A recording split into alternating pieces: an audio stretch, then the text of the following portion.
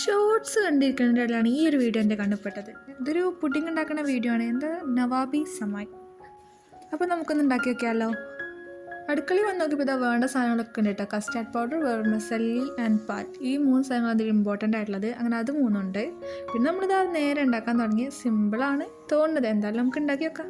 കുറച്ച് മുന്നേ എന്തെങ്കിലുമൊക്കെ പൂതി വന്ന അമ്മച്ചോട് ഞാൻ ചോദിക്കില്ല, ഉണ്ടാക്കി തരുമോ എന്നിട്ട് പിന്നാലെ ഇങ്ങനെ നടക്കും. ബട്ട് ഇപ്പോൾ അതിനൊക്കെ മാറിയിട്ടോ. എന്തെങ്കിലും വേണമെന്നുണ്ടെങ്കിൽ അമ്മച്ചോട് ചോദിക്കും, ഉണ്ടാക്കട്ടെ. പിന്നെ പെർമിഷൻ കിട്ടിയാൽ പിന്നെ ഒന്നും നോക്കില്ല, നമ്മൾ തന്നെ ഉണ്ടാക്കും. ഇനി നമുക്കിങ്ങനെ പുഡിംഗ് ഉണ്ടാക്കണം നോക്കിയാലോ.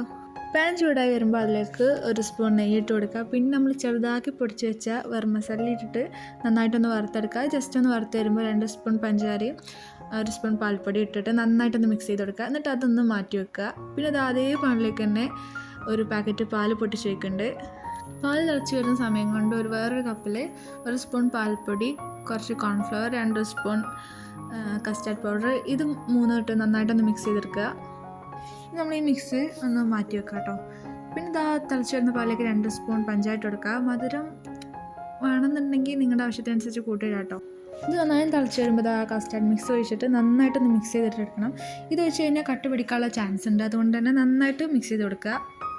ഇത് നന്നായിട്ടൊന്ന് കുറുകി വരുമ്പോൾ നമുക്ക് ഫ്ലെയിം ഓഫ് ചെയ്യാം കേട്ടോ. ഇനിയുള്ള പരിപാടി സിമ്പിളാണ്. ഞാനിവിടെ ഒരു ബൗളാട്ടോ അത് സെറ്റ് ചെയ്യാൻ വേണ്ടി എടുത്തിരിക്കുന്നത്. നിങ്ങൾക്ക് വേണമെങ്കിൽ പുഡിംഗ് ട്രൈ എടുക്കാം.